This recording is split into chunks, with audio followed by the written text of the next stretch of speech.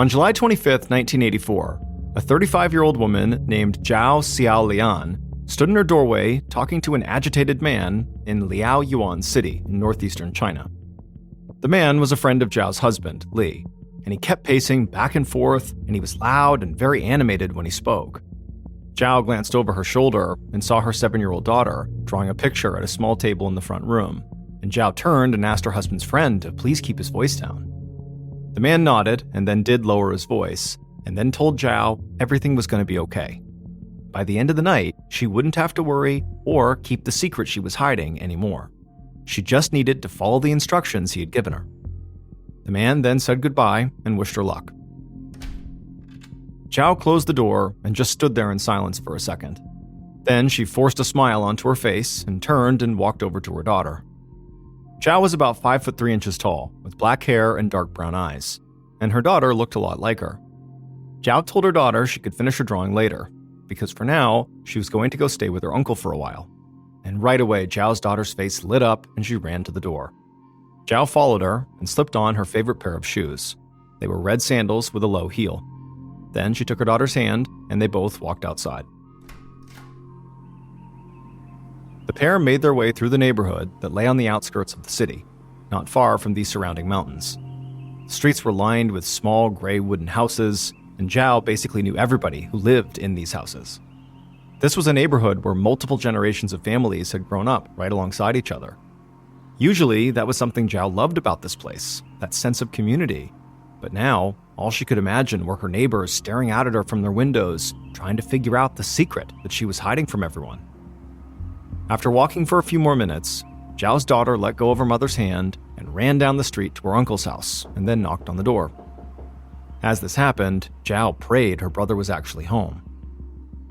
In 1984, nobody where Zhao lived had a car. In fact, even bicycles were seen as a luxury. If people needed to travel for work, they could catch a bus or a train from the city center, but typically, they just walked everywhere. The people in this area at the time also did not have telephones, so if they wanted to get in touch with somebody out of town, they wrote letters. And if they needed to talk to someone close by, they simply walked over to their house to see them. So it was not uncommon to show up at somebody's house unannounced and to find that nobody was home. But luckily, Zhao saw her brother open up his door and he hugged Zhao's daughter, and as this happened, Zhao felt like a huge weight had been lifted. She got to the house, and before her brother could say anything, she told him that she needed him to watch her daughter, while she walked to the clinic in town to see a doctor. He said of course, he'd love to watch his niece, but he asked Zhao was she okay? Zhao said it was no big deal, she just had a little stomach ache and wanted to get some medicine for it. Zhao then thanked her brother, hugged her daughter tight, and said she loved her. Once her brother closed the door behind them, Zhao turned and started walking. But she did not head to the clinic. Instead, she rushed back home. When Zhao got there, she immediately walked to the back of her house and found her bicycle leaning up against a wall on the small back patio. Zhao's husband, Li, had a good job at a supply company, and Zhao had a well-paying job at a government textile factory. So together, as a two-income family, they were able to afford certain things, like bicycles, that many of their neighbors could not. Zhao rolled the bike to the street in front of her house. She saw the sun beginning to disappear behind the mountains, and she knew it was going to be dark soon. So she put her red sandals on the pedals and rode off as fast as she could.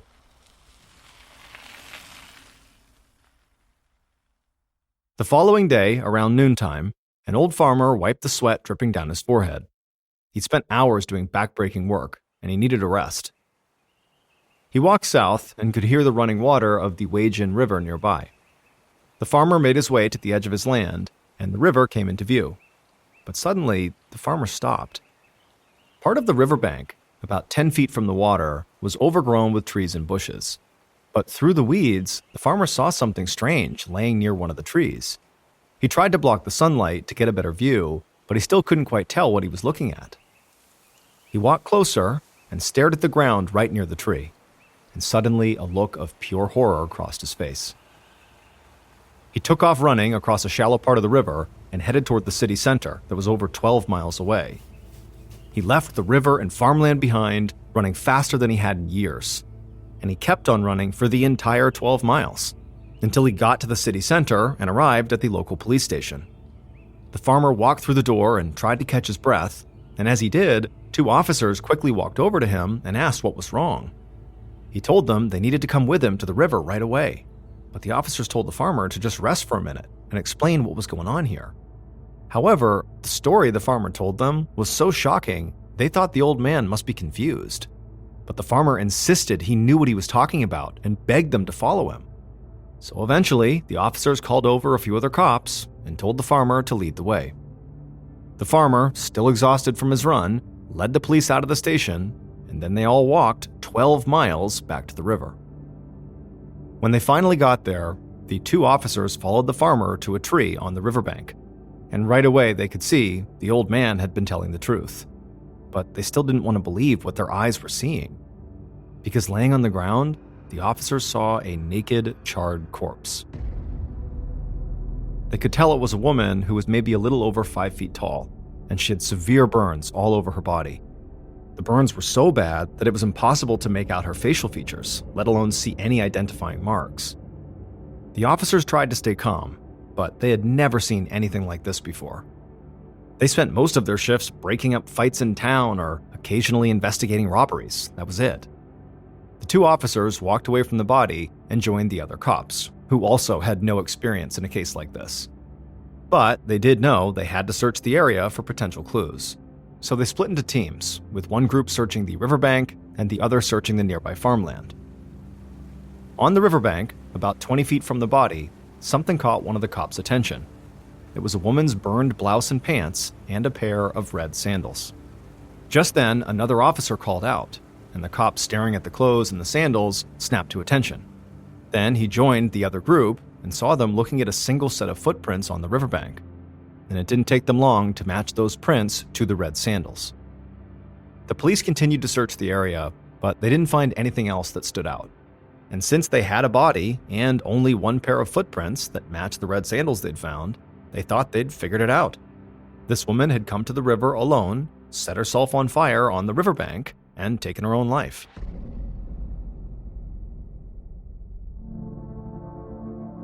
The following day, July 27th, a detective named Soon Eugene sat at the back of a small, brightly lit meeting room at the local police station.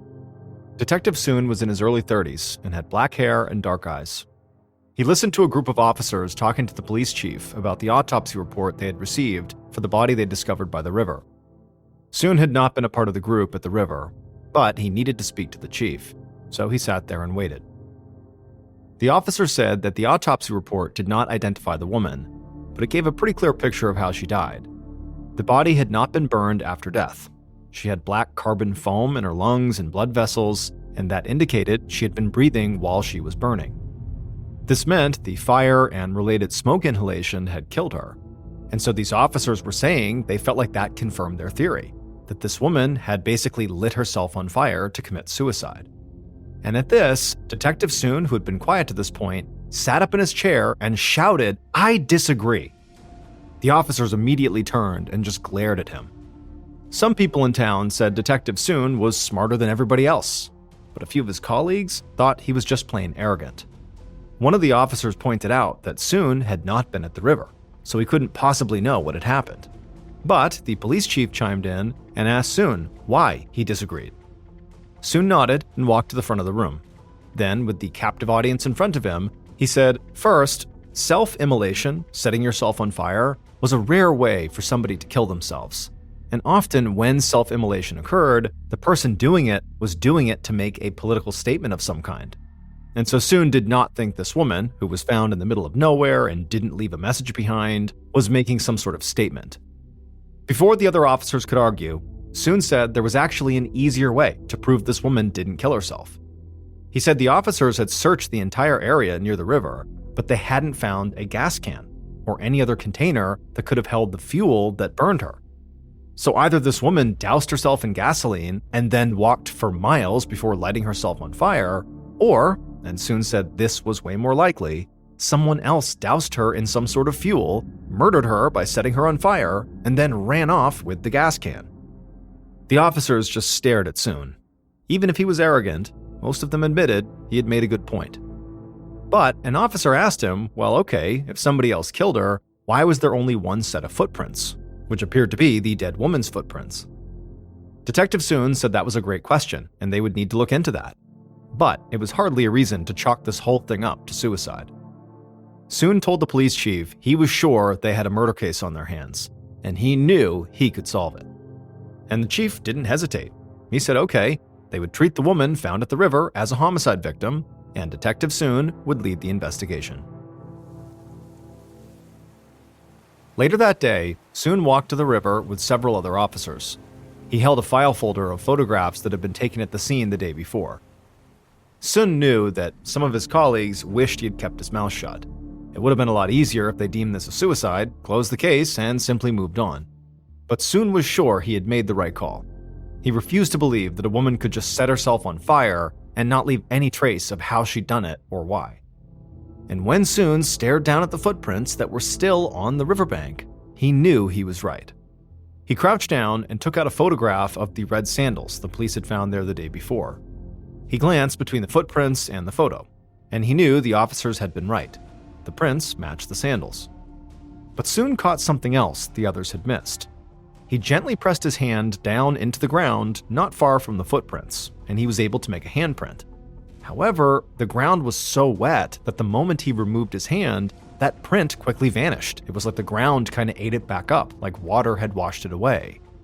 Soon looked at the photo again and fixated on the heels of the red sandals. They weren't high heels, but they were thick and solid, definitely heavy enough to leave a deeper footprint, whereas a lighter, flatter shoe might not have left a mark at all, and they would have just vanished like his handprint. Soon still did not have a clear picture of what had happened here, but he knew things would become a whole lot clearer as soon as he identified the victim, the dead woman who had worn those red sandals.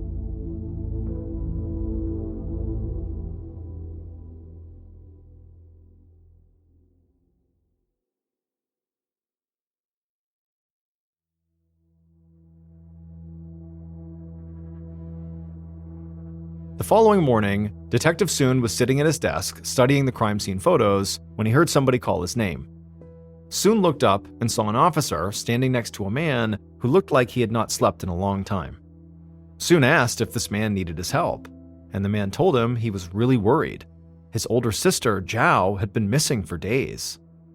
Soon looked around and saw there was an empty office in the corner, so he scooped up the file folder with the crime scene photos inside and then led Zhao's brother into the office and closed the door behind them. Once they sat down at the small table inside the office, Soon asked the man when was the last time he had seen his sister. He said Zhao had dropped off his niece a couple of days ago before going to the clinic, but she never came back. So he'd brought his niece to his other sister's house and then spent a whole day walking everywhere and talking to everyone to see if they had heard from Zhao, but nobody had.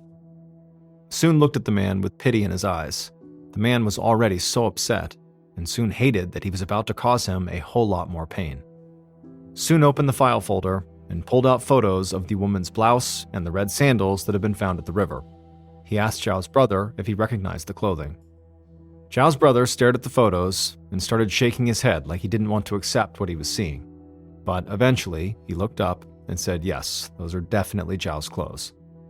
Soon told the man he was very sorry to say this, but they had recently found his sister's body near the river, and he believed someone had murdered her.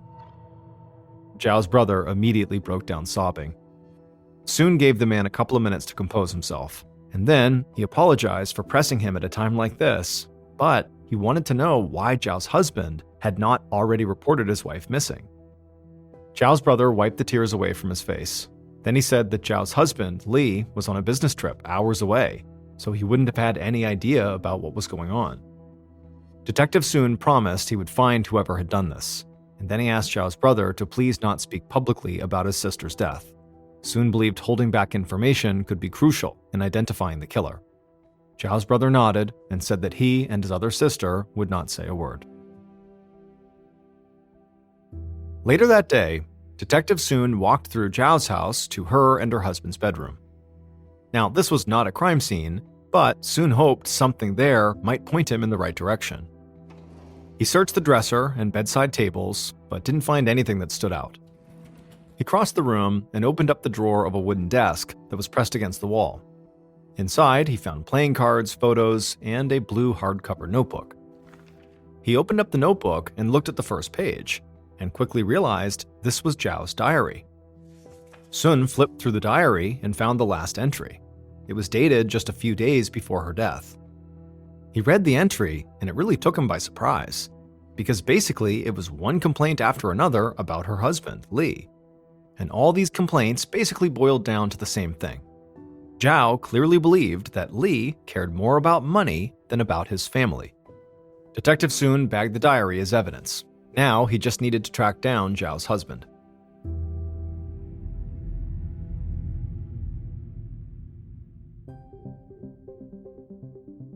A few hours later, Detective Sun and members of his team met with Li's boss at the supply company where he worked. And Sun got right to the point and said the police needed to find Li right away.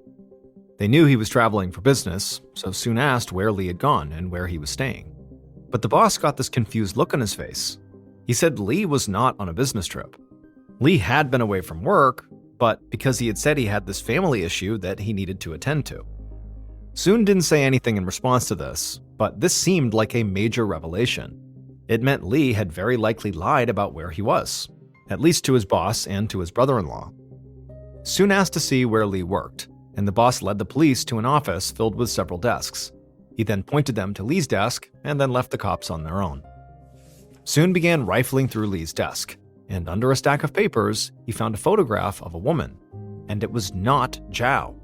Then, Detective Sun caught a break that could only happen in a small, tight-knit community where basically everybody knew each other. One of the other officers who was with Sun looked at the photo of this woman and said he recognized her. He couldn't remember her name, but he was sure she had been Li's girlfriend when they were younger. Detective Sun felt like he was onto something big. He already suspected Li in this murder, and now this piece of evidence helped him come up with a theory. Maybe Li murdered his wife and then went on the run to be with his old girlfriend. And lying about the business trip would have given Li cover to be out of town for a couple of days before anybody thought something suspicious was going on. For the rest of the day, investigators spoke to Li's friends, and finally, they found a man who could identify the woman in the photo. The man told them that the woman was definitely Li's ex-girlfriend, but she had gotten married years ago and moved to a city that was about a 3-hour train ride away. So, the following morning, 2 days after Zhao's body had been found, Sun took a train ride. And he found Li's ex-girlfriend at her house, but he realized pretty quickly this was a waste of time. Li's ex answered all of Sun's questions, but she said she had not seen Li or even exchanged letters with him in over a decade. So Sun turned right around and hopped back on the train for the long ride back home. And during this ride, Sun felt frustrated. He felt totally lost. Li really seemed to have fled, but now Sun had no idea where to look for him. And he knew Li had at least a couple of days' jump on him. Moreover, traveling by train through smaller towns in this region would allow Li to almost completely disappear, because a lot of those trains didn't require a passenger to provide identification.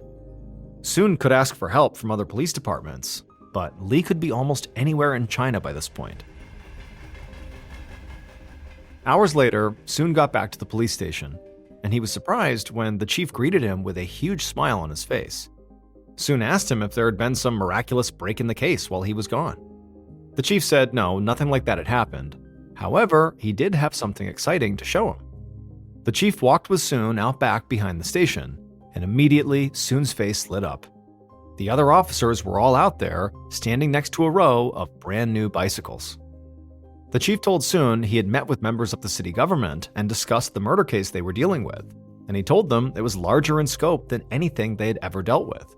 And so the city government wanted to help the police solve the crime, and they figured by giving them bicycles, that would help them cover more ground and also just generally speed up the process. Even though Sun had spent most of the day feeling really bad about his investigation, feeling like it was going nowhere, now he couldn't help but feel rejuvenated. These bikes were a huge deal. It meant his team could travel much farther and talk to more people far more efficiently. And Sun reminded himself that this was a community where almost everybody knew everybody. So someone out there had to know something about Li that could point the police in the right direction. They just had to go out there and find that person.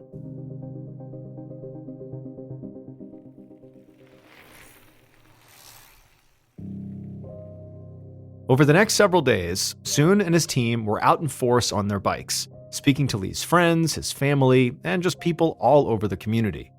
And finally, about a week after the discovery of Zhao's body, their work paid off.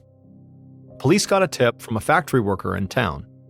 The man didn't say much, but he told them to take a closer look into a robbery that had taken place at the factory's warehouse. Soon was quite familiar with this robbery. It had been a big deal in town. A large quantity of expensive steel pipes had been stolen from that warehouse, but the case had gone unsolved for months. Soon didn't see how stolen pipes could possibly connect to Zhao's murder, but he'd been desperate for any new leads, and now he felt like he had one. So he took his bike and rode right over to the warehouse. When Soon walked inside, he saw men driving lifts through this vast open space, transporting materials across the floor to get ready for shipping. One of the shift managers waved at Soon and then trotted across the floor to meet him. The guy was in his late 20s, and he introduced himself as Ho Lei Qiang. He led Soon into a nearby office that he said would be quieter than the warehouse floor. Once inside, Soon took a seat at a desk across from Ho and right away asked him what he knew about the missing steel pipes. Ho said he didn't know much, just that 8 tons of steel had been taken. And also, he said whoever pulled the job must have had access to the warehouse equipment, trucks, and a team of people. Ripping off that much steel was not a fast or easy job. The detective agreed. It must have been an enormous undertaking. So he asked Ho if there was anybody he could think of who might have been capable of pulling something like that off. All of a sudden, Ho seemed nervous. Sun picked up on it and asked if he was okay, and in a quiet voice, Ho said he did have an idea about who was behind the robbery, but he was afraid to say. Sun leaned forward and told Ho he needed to talk, because otherwise, people would think he was covering up for a criminal. Ho nodded and then said there was a man police needed to look into. He was a guy who worked for a local supply company, and his name was Li Xiangdong. Detective Sun felt like he had just been given a huge gift. It looked like he could have a clear connection between the warehouse robbery and Li, his murder victim's husband, who apparently had gone on the run.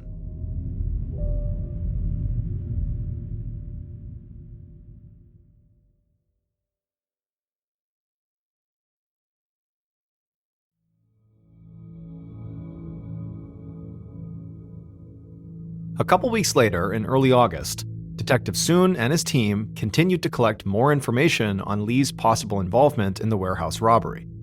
But they still weren't any closer to tracking him down. Soon sat at his desk, poring over his notes from the robbery and the murder case like he did every day. And suddenly, he heard someone run into the building screaming. It was a man who was dripping with sweat and looked like he might pass out. Soon ran over to him, grabbed the man a chair so he could sit down, and asked him what was wrong. The man told him he had been out walking in the mountains just outside of town, and he saw these 4 guys pour gasoline over another man and then light him on fire. For a second, Soon just stood there in shock. But then he snapped out of it, got the exact location of where this man had been, and then he rallied his team together. The officers all ran outside, got on their bikes, and rode off to investigate their second burned body in a matter of weeks. The area where this man had come from, where he had seen this guy get lit on fire, was about 9 miles away from where Zhao had been found. And when the investigators arrived there, they left their bikes and walked down this long tree-lined path toward a clearing near the foot of a mountain. And as they got closer, the smell of burning flesh filled the air. Eventually, the investigators walked into a clearing. And there, they were quite surprised to find 4 men still standing over a body that had smoke rising from it. The men's heads were bowed, almost in reverence. Detective Sun immediately began to approach these men to potentially apprehend them, but none of the men tried to flee the scene like he expected them to. Instead, when they noticed him coming, one of these men just told the detective that nothing illegal was going on here. The police had simply stumbled onto a sacred ritual. Now, Detective Sun was not the most religious guy, but he was pretty sure no legal rituals included burning someone alive. But the man explained to him they were not burning someone who was alive. They were burning a dead body. All of them were miners, and their friend had died in a mining accident. They believed that someone who died in an accident should not be buried in a cemetery. Instead, the body had to be burned. Sun just stared at the man. He had no idea what to think about this. He would need to check with the mine to see if someone really had died in an accident, and he would need to research religious customs to see if these men were telling the truth. And on top of all that, he now had absolutely no idea if this burning body had any connection to Zhao's murder. But as Sun stood there looking at the burnt body on the ground, something hit him. It was so obvious that he got mad at himself for taking this long to think of it. Just like with Zhao, the man on the ground was so badly burned that it would be impossible to identify him by his looks. Sun turned to one of the other officers, and he could barely contain his excitement. He said he had just realized that the reason Zhao's killer had burned her was so she would be totally unrecognizable. And more importantly, because police had kept the news of Zhao's death out of the media, the killer probably believed Zhao still had not been identified. And suddenly, Sun had a plan to draw the killer out of hiding. Other members of Sun's team dealt with the body that was found near the mountain, and they would quickly discover the miners had been telling the truth about what they were doing. And as bizarre and unsettling as the ritual had seemed to Sun, it had actually been a huge help to his investigation, and he quickly put the first part of his new plan into action. Sun visited with Zhao's brother and sister. He asked them to start talking publicly about how they were both going to be interviewed soon by the police about a possible murder. Sun felt certain that the news that Zhao's brother and sister were going to meet with the cops would get back to the killer. And Sun believed that the killer, at that point, would reach out to Zhao's siblings in an attempt to keep them from speaking to the police. And it would not take long for Sun to be proven right. 3 days after Sun set his plan in motion, Zhao's sister walked out of her house and found a letter taped to her window. She read it and immediately ran to her brother's house, and then together they brought the letter to Detective Sun. The letter was from Zhao's husband, Li. It said that he and Zhao were together and they were okay, but they had gotten mixed up in something pretty bad, so they had to flee the city for now. They knew their daughter would be taken care of for the time being, and they'd get back in touch as soon as it was safe. Li closed it out by telling his sister-in-law to burn the letter. When Sun read this letter, he knew they were close to solving this case. It would take Sun and his team a bit more time to tie everything together, but soon would figure out exactly what happened to Zhao.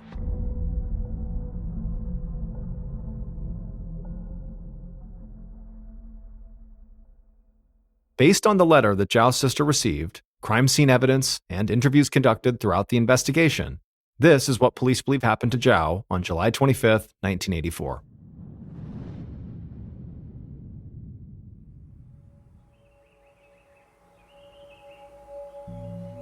The killer stood next to their bicycle at the end of Zhao's street as the sun set behind the mountains. They heard bike tires on the road and saw Zhao coming their way.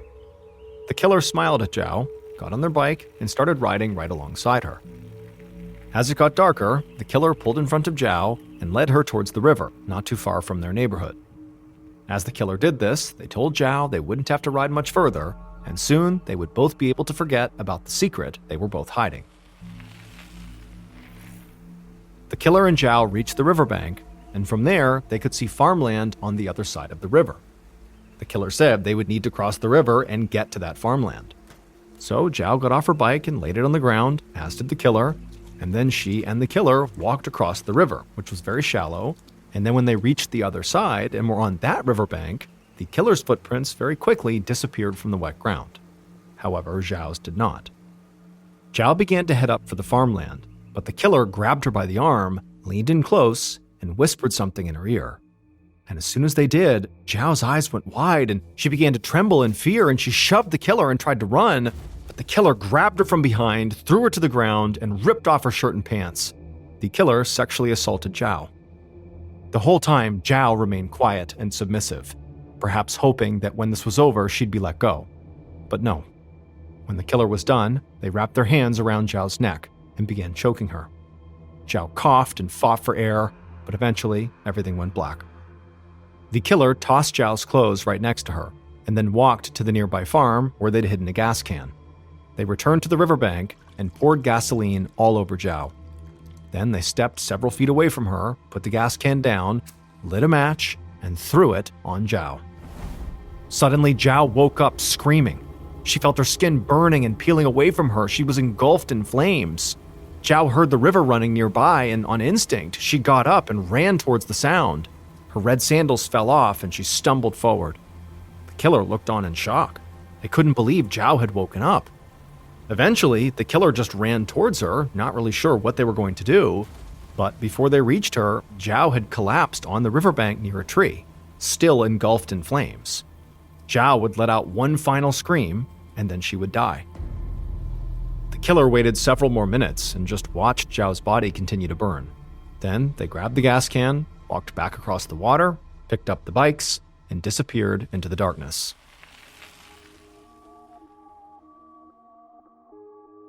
It would turn out Ho Lei-xiang, the warehouse worker who told Detective Sun that the steel pipe robbery could have been committed by Zhao's husband Li, was telling the truth. Li really had robbed the warehouse. But Ho was his partner in crime. Ho had masterminded the robbery, and then Li had sold the goods directly to a company he often worked with as a supplier, making them both a ton of money. Zhao's big secret, the one she had been desperately trying to hide from everybody, was that she knew what Ho and her husband had done. Because a couple of months after the robbery, Li had panicked and told Zhao everything. Zhao was disgusted and couldn't believe he had put his family in jeopardy just to make a quick buck. When Ho caught wind of all this drama, he decided he would step in and try to handle it. So he came up with this plan for Li to tell everybody he was going on a business trip, and then in reality, he would just go on the run. He would disappear from town. Zhao was aware of this plan, and she was under the impression that at some point, she and her daughter would also basically go on the run, connect with Li, and they would start a new life somewhere else. That's basically what Ho had promised them. But on July 25th, the day Zhao was killed, Ho went to see Zhao at her house, and he told her that Li had actually come back into town undercover. Ho said he could lead her to him, and then she and her husband could escape before the law caught up with them, and then once they were safe, they could send for their daughter and start their new life. However, later that night, when Ho and Zhao got across the river, it was Ho who whispered in Zhao's ear that Li wasn't there, and that in fact, he'd lured her here just to make sure she never told the police anything about the robbery. Then it was Ho who sexually assaulted Zhao and burned her to death. But that was not the only horrific crime Ho had committed. Because Li had followed his advice and planned to leave town and go into hiding like he suggested. But right before Li was about to leave town, which was days before Zhao was killed, Ho met up with Li, beat him to death with a hammer, and then disposed of his body outside of the city. So after all of this, Ho believed he'd gotten away with 2 murders. But when that letter that was supposedly written by Li arrived at Zhao's sister's house, Detective Sun compared it to other letters Li had written, and he quickly realized the handwriting didn't match. So Sun began working with a handwriting analysis expert and compared the letter to documents and correspondence from Li's family and friends, and from employees who worked at the warehouse that had been robbed, and that's how Sun figured out that Ho had actually written that letter. Police would eventually locate Li's body, at which point Ho would confess to everything. Ho was sentenced to death and was executed, all to cover up some stolen pipes. A quick note about our stories: they are all based on true events, but we sometimes use pseudonyms to protect the people involved, and some details are fictionalized for dramatic purposes. In October of 2002, Mark and his wife Kathy were on their way to a baby shower in Baltimore, Maryland that was being held for them by Kathy's family. It would be a 7-hour drive from their home in Ohio, so Mark and Kathy tried to get out the door as early as possible, but one thing led to another and they got a pretty late start. By midnight, they were only about an hour away from their final destination, but they both desperately needed a bathroom break. And so they pulled into a rest stop in Frederick County, Maryland, which is about an hour outside of Washington, D.C. The rest area parking lot was completely vacant except for one car, which was a dark blue late model 4-door sedan that was parked head-in right in front of the bathroom. Mark and Kathy pulled into a spot that was a few over from the sedan. They got out, they walked up to the restroom. Mark was done first, so he waited outside of the women's restroom for his wife. As he waited, he turned around to face the sedan that initially, when he first pulled in the lot, he believed was empty. But now, as he's looking at it, he can clearly see there are two people in the front two seats. A middle-aged man who's sitting behind the steering wheel looking directly at Mark, and then next to this guy is a sleeping teenager. And immediately, Mark felt really creeped out by these two guys. I mean, they are in this random rest stop in the middle of the night. They're the only ones there, and this guy is just staring menacingly at Mark. And so Mark's doing his best not to be intimidated and to stand his ground and not act fazed by what's happening right in front of him. But in the back of his mind, he is just praying his wife comes out of that bathroom as soon as possible so they can get the heck out of here and away from these two creepy guys. Finally, his wife did come out. He grabbed her by the hand and without any explanation, rushed them back to their car, hopped in, locked the doors, turned it on, and began backing out. And as he did, he looked over at the sedan and he saw the guy behind the steering wheel, the middle-aged guy, was looking over at Mark with that same menacing look on his face. Mark also noticed there was something odd about the sedan's trunk. There was a fist-size hole right above the license plate where you would normally put the key inside of. So the whole scene was just totally bizarre, and after Mark and Kathy sped out and were back on the highway, Mark explained to Kathy that there were actually two people inside of that sedan and they really creeped him out, and that's why he had grabbed her and rushed them back into the car. And so she agreed that was pretty creepy, but by the time the couple got to the baby shower in Baltimore, they had completely forgotten about their experience at the rest stop. The baby shower went well, and before long, Mark and Kathy were back home in Ohio. About a week later, the couple was watching TV in their home when a breaking news bulletin came across, and it showed a reporter who was standing at the exact same rest stop that they had stopped in on the way to Baltimore in Frederick County, Maryland, and behind them was the same late model sedan that they had seen parked at that rest stop when they had pulled in. The headline of this special news bulletin was "DC Snipers Caught." It would turn out that middle-aged man sitting in the driver's seat of the sedan staring at Mark was none other than John Allen Muhammad, and the guy next to him, the teenager who was sleeping, was Lee Boyd Malvo. These were the two men that were responsible for the highly coordinated 3-week-long attack that left 10 people dead in the Washington, D.C. area. The fist-size hole that Mark saw on the back of their trunk was what they used to shoot through because it allowed them to stay concealed in the trunk while they were shooting. Mohammed and Malvo had been using that particular rest stop in Frederick County as a place to hide out in between their killings. When Mark and Kathy pulled in next to them, they were only halfway through their killing spree. Mark believes the only reason he and his wife were not targeted is because the killers most likely were trying to keep this rest stop off the radar because it was their hiding spot, and so they wouldn't have risked an attack there. Although, ironically, they would ultimately be caught in that rest stop. Mohammed was executed by lethal injection in 2009, and Malvo is serving a life sentence. In 1988, 35-year-old Ivan McGuire was an experienced skydiving instructor with over 700 jumps to his name. On April 5th of that year, he was working in North Carolina, and he was tasked with filming other instructors and their students after they jumped out of the plane. The way this worked is Ivan would go up in the plane with the instructor and their student, and Ivan would be the first to leap out of the plane. He would roll onto his back, and he would film upward towards the plane, and he would capture the student and instructor jumping out, and Ivan would continue to film them until they pulled their chutes, at which point he would pull his. Now, being 1988, the filming equipment that Ivan was using was much larger and more cumbersome than something you would use today. He had a voice-activated camera attached to his helmet, and then from there was a cord going to this big heavy VHS deck that he kept in a backpack. But despite the nuisance of the equipment, Ivan went up with the first student and instructor and successfully filmed their jump. When he got back on the ground, Ivan went over to the riggers and he gave them his parachute so they could pack it for him, and then Ivan went over to a bench and began fiddling with his camera equipment. It was clear he was frustrated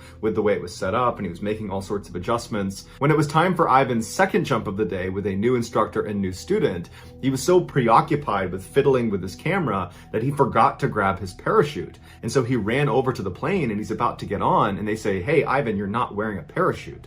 And he goes, "Oh my goodness, you're right." He runs back over, he gets his parachute, he loads back in the plane, he goes up to altitude, and then he jumps out, he films the instructor and student, it all goes great, he makes it to the ground, and his second jump is a success. And just like after the first jump of the day, Ivan takes off his parachute, he gives it to the riggers, and then he goes and sits down on a bench and continues to fidget and fiddle around with his camera equipment. When it was time for Ivan's third jump of the day with yet another new instructor and student, this time he grabbed his parachute, put all of his gear on, ran over to the plane, hopped on board, ripcord, and he took off. Once they got up to their jumping altitude, which was 10,500 feet, Ivan turned on his camera, and the footage shows the instructor and the student kind of getting their gear together, sitting across from him in the plane. The jump master towards the front of the plane slides open the side door. Ivan, who's going to be the first one out, makes his way to the edge. He turns himself upside down, so he's sitting basically with his back outside of the plane. He makes sure the instructor and student are right on top of him, ready to jump out right afterwards. Once they're ready, Ivan falls out backwards and continues to film. You see the instructor and student jump out right afterwards. Ivan continues to film them as they go down. They're in free fall for a few seconds, and then you see the instructor and student pull their parachutes, at which time Ivan reaches back to pull his own, but he can't find it. For a few seconds he flails, and you can see his hands coming out in front of the camera, and he's trying to reach for his ripcord, and then he realizes what's happened. That parachute he grabbed before he loaded up in the plane was not a parachute. He grabbed his heavy backpack that had that big VHS deck in it, and when he put it on, he mistook it for the parachute. And so now, falling at terminal velocity with no way to stop himself, he begins yelling out, "Oh no, oh God, no!" And he keeps reaching back as if he's just gonna find this cord, but there's nothing there. And after a few agonizing seconds, you see the ground getting closer and closer and closer, and then it cuts out. Ivan's body was later found about 1.5 miles outside of the drop zone in the woods. His camera and videotape were severely damaged, but they were able to splice it together, and that's why we know what happened in his final moments. An investigation into his death showed the pilot made the same mistake Ivan did. When he saw Ivan with that backpack on, he assumed it was a parachute, and so ultimately Ivan's death was ruled an accident. Fair warning, if you look into this case, you will almost certainly come across the actual footage of Ivan's final jump.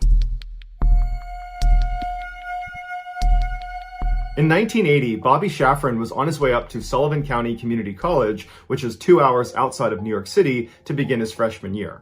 Even though he was from the area, he didn't know anybody that was going to this particular school, and so he was pretty nervous about it. Plus, he wasn't that popular in high school, and he had a hard time making friends. When he pulled into a parking spot at the school, he saw a sea of people getting out of their parents' cars and carrying boxes up to their dorm rooms. And so he took a deep breath, hopped out of his car, grabbed his backpack, and began walking across the lawn towards the dorm building. On his walk over, Bobby was surprised when he felt like all these random strangers on the lawn were looking at him like they knew him. And a couple people yelled out to him and said, "Hey, it's good to have you back here." And one girl actually ran up to him and kissed him on the cheek and said, "Oh my gosh, I'm so happy you're back."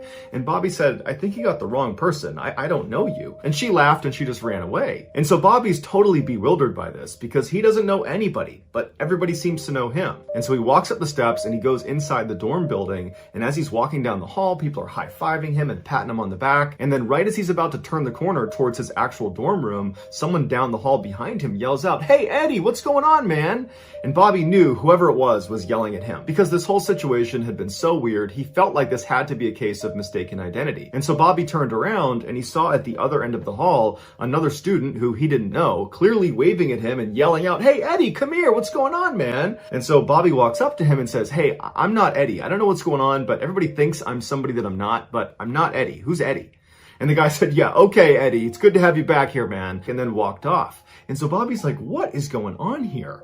And so Bobby turns and he goes back up to his dorm room and he goes inside and he just shuts the door and he's thinking, I just want to be left alone for a second because this is not right. This is not how a freshman who doesn't know anyone gets welcomed at any school or any place in the world. This is totally unusual. And just a couple of minutes after being inside of his dorm room, he hears a knock on the door and Bobby's like, oh great, who is it now? Who is it that thinks I'm someone I'm not? So he opens the door and there's another student who he doesn't know who's standing there, and this guy, his face just drains of color and he starts shaking when he sees Bobby. And they're both looking at each other like, what's going on here? And the student says to Bobby, "Were you adopted?" And Bobby said, "Yeah." And then the student said, "Is your birthday July 12th? And Bobby said, "Yeah."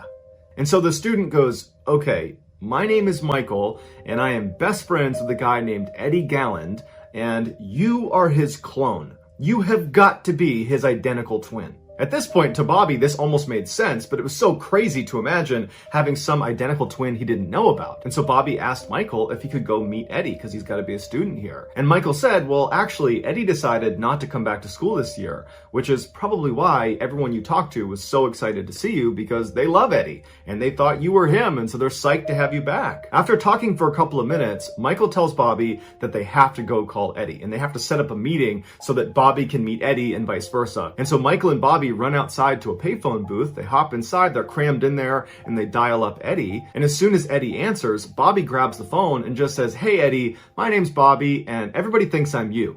And then Eddie says, "Yeah, I've been getting a lot of calls about that too." And Bobby would later say that when he first heard Eddie's voice, he said it sounded like his own voice coming through the phone. And so ultimately, Eddie invited Bobby and Michael to come to his house so that Eddie and Bobby could see if it really was true that they were twins. And so Michael and Bobby hopped in Bobby's car and they sped 2 hours to Eddie's house. And when they got there, it was the middle of the night, and Eddie's house is the only house in this quiet suburb that has all the lights on. And so Michael and Bobby walk up the path towards the front door of Eddie's house, and right as Bobby is about to knock on the door, it flies open, and standing in front of Bobby is his exact clone. It's Eddie. And Eddie's looking back at Bobby, and he can't believe what he's looking at. They are definitely identical twins, and they both immediately saw that. Michael would say after Bobby and Eddie just stared at each other for about a minute, they just started laughing. It was like they were total strangers, but at the same time, they had this connection immediately. They knew they were related, and they were laughing, and they hugged, and they just stared at each other. And Michael said anytime Bobby would tilt his head, Eddie would mimic it, and vice versa. It was like they were looking into a mirror. Shortly after, this story of these two long-lost brothers reconnecting found its way to Newsday, which was a prominent local newspaper in New York, and they decided they would look into it to see if it was really true or not. And so one of the editors had a junior reporter fly out and actually see Bobby and Eddie face to face and see if it was really true that they were in fact identical twins. And as soon as this reporter saw them, they knew immediately that, yep, they're related. And so Newsday printed this totally heartwarming fairy tale story about these two long-lost brothers reconnected after all these years just because of a chance encounter in college. And everybody loved it. But this is where the story went from amazing to truly unbelievable. Friends of another young man living in the New York area named David Kelman began telling David that he had to check out this Newsday article about these long-lost twins because these two twins look exactly like David. Specifically, they said you gotta look at these guys' hands. They are just like yours, David. David was known for having these enormous hands, and a lot of the pictures of Bobby and Eddie in the news showed their hands, and they too were enormous. And so David finally picked up a newspaper and looked at a picture of Bobby and Eddie, and sure enough, he was shocked. They looked exactly like him. And then when he read the article, it showed their birthday was July 12th, the same as his, and they were born at the same hospital he was born at. And so he's thinking, these are too many coincidences. They have to be my brothers. And so David called Eddie's home phone number, and Eddie's mother picked up and she asked who was calling.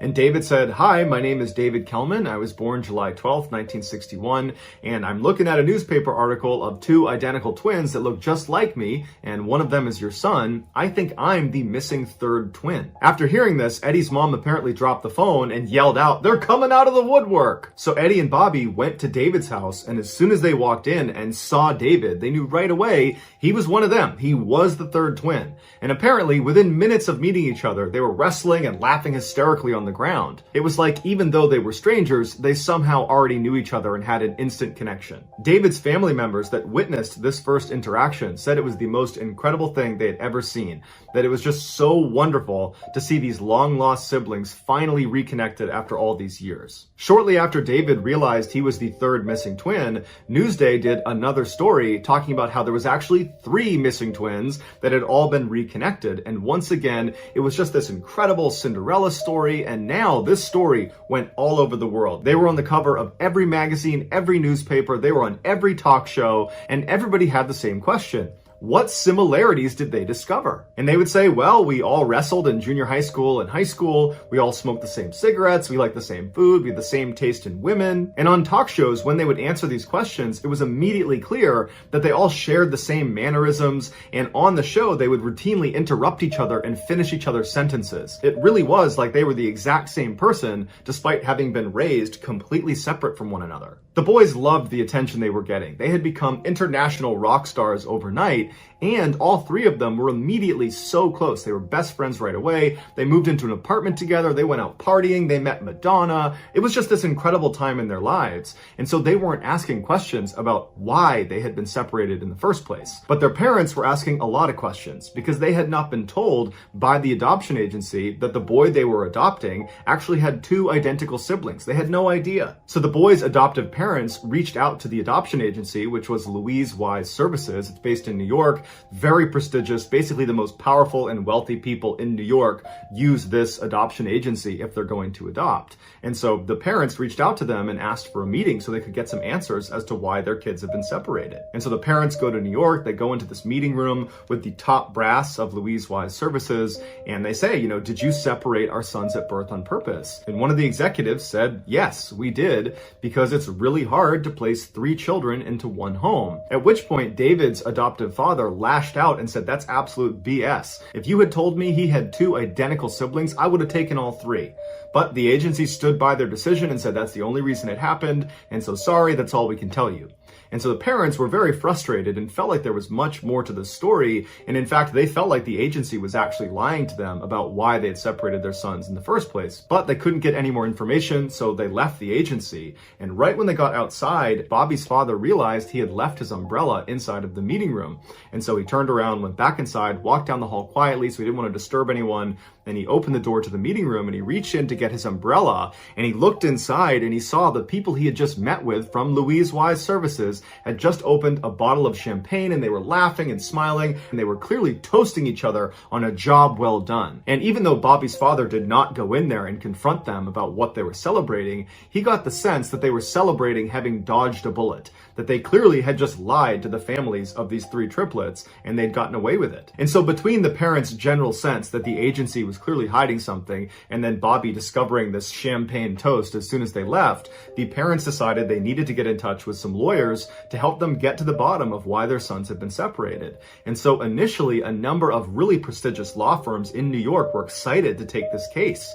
But shortly after, they all contacted the families to say, well, actually, there's a conflict and we can't do it anymore. And the parents believed this was because the adoption agency, Louise Wise Services, and some of their more prominent and powerful clients were pressuring the lawyers not to dig into this, that clearly there was some secret that they did not want uncovered. And so unfortunately, the parents hit a dead end and didn't know where else to turn to try to get more information. And so over time, they kind of just accepted that this is just the way it is. And as for their sons, they didn't really care that much because the way they looked at it, at least they had each other now. And so over the years, the boys continued to stay really close. They started families of their own and had lots of family get-togethers. It was just a really happy time in all of their lives. And at some point, the boys actually went into business together and opened their own restaurant in New York called Triplets. And the first year, it was extremely successful, did over $1 million in revenue. But in the second year, the brothers started to fight with each other about how to run the restaurant. And in many ways, this was their first major conflict. They hadn't grown up together. They had never really fought. And so now they're fighting over money and how to run the business.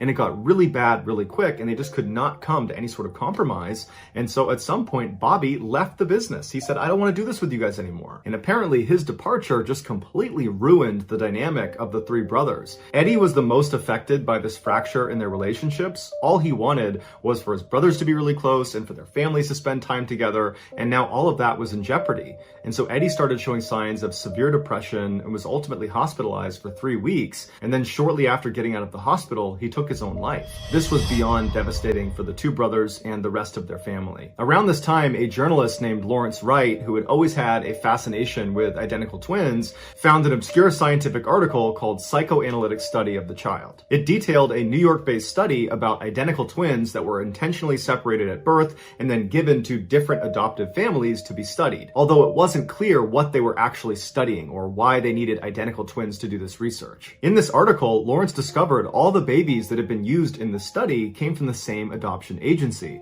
the same one the triplets had come from, the Louise Wise Services in New York. And so Lawrence called Bobby and told him that based on this article, it seems like he and his brothers were used in a scientific study. Bobby and David were totally furious. They felt like they'd been treated like lab rats. They also wondered if their being separated at birth had a negative impact on their mental health, and that might have contributed to Eddie's depression and untimely death. Lawrence wound up writing an article about this twin study he had discovered, and after he published it, another set of twins found out they had been a part of the study and discovered themselves. These 2 women were also struggling with depression, furthering the idea that the study could have led to irreparable harm to their subjects' mental well-being. At this point, David and Robbie did not expect anybody to be held accountable for this study. Instead, they just hoped to find out why it was done and what they were testing for and what the results were. And so they began working with Lawrence to try to get those answers. They contacted Louise Wise Services, who did admit that yes, actually this was part of a study,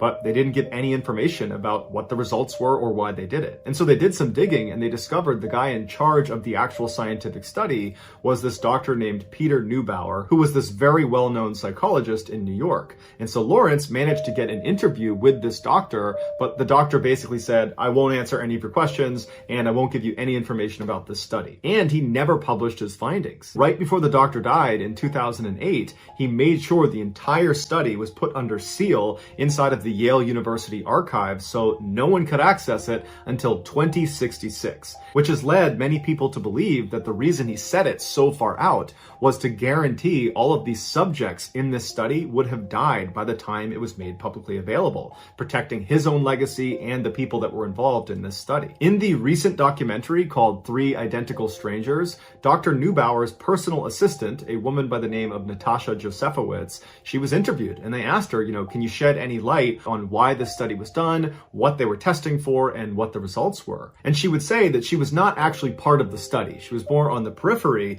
but she was privy to what they were doing. And she said the point of the study was to finally put to bed whether it was nature or nurture that made the person who they ultimately become. Basically, are your surroundings the thing that ultimately makes you who you become, or is it just your genetic makeup, that you're predestined to become a particular person independent of how you were raised? And she said the results were incredible, that basically it has nothing to do with nurture. It's all about your genetic makeup, that we unconsciously trend towards specific behaviors and decisions, but we believe it's free will. We believe we're choosing to do certain things, but in reality, it's basically predetermined. And specifically in the triplets case, Bobby was intentionally placed into a more affluent household where his father was a doctor and his mother was a lawyer. And so they were very well educated, and that was his upbringing. Eddie was placed into a more middle-class family with his father being a teacher and his mom being a stay-at-home mother. And David was put into a low-income household where they were all immigrants, English was a second language, and they just had this very small shop that they owned. And Natasha said this study demonstrated that despite these boys being put into different socioeconomic levels, it had almost no impact on who they ultimately became. She said she doesn't know why the study wasn't published, but she hopes someday it will be. Also, in this documentary, a doctor named Lawrence Perlman, who was actually one of the researchers in the study that would actually make house visits to each of the boys' houses as they were growing up under the false pretext that they were there as part of routine follow-up for the adoption agency. And he went on record and said that the study was not just about the effects of socioeconomic class, it was really about the effects of different styles of parenting. He said in the triplets case, each of the boys had been placed into their respective households after that household had already adopted another child. And that first child they adopted effectively became the guinea pig for this study, where scientists would come in and they would study this child under the false pretext that they were there just following up for the adoption agency, but really they were creating a baseline of how do these parents parent. And then once that baseline was established, then the triplets were sent into their respective homes with the researchers knowing full well how they were each going to be brought up, with the adoptive father being the X factor. Bobby's father, who was a doctor, was rarely around, but he was devoted and loving to his son. David's father, who was the shop owner, was around all the time and adored his son and loved him unconditionally. Eddie's father was a teacher who was around a fair amount, but when he was very strict and rough with Eddie and quick to discipline him and rarely showed any affection for him. And while Dr. Perlman does not come out and say that Eddie's relationship with his father probably had an effect on him becoming depressed and ultimately taking his life, there are many other people close to this case that believe that's exactly what it was, that David and Bobby had a stable, healthy upbringing and Eddie did not. And so when he was faced with the crisis of the brothers separating, Eddie couldn't handle it. These same people refute what Natasha said about the findings of the study that we're all genetically predisposed to become a particular person. They say if that was the case, then why haven't David and Bobby taken their lives? But ultimately, because the study was never published, we won't know for sure why it was done, what they studied, and what the conclusions were. All we have is speculation and second and third hand information. But what we do know for sure is these surviving triplets and their families are furious that this study was done. They feel like it ruined their lives. Following the release of the documentary 3 Identical Strangers, Bobby and David were actually granted early access to the study that was sealed inside of Yale University. And when they looked at it, they were expecting to be blown away with the results, but it turned out it was over 10,000 pages of very technical information, and much of it was heavily redacted, so they couldn't even read most of it. They were not able to deduce what the purpose of the study was in the first place or what it accomplished. It was just all very ambiguous. This study was ultimately shut down permanently in 1980, the same year the triplets discovered themselves. As for the adoption agency, Louise Wise Services, and all the scientists and researchers involved in the study, none of them were held accountable for their role in this totally unethical study. And so basically everything was swept under the rug. And so Bobby, David, and all of the family members of the triplets were just left with a whole bunch of questions and not a lot of answers.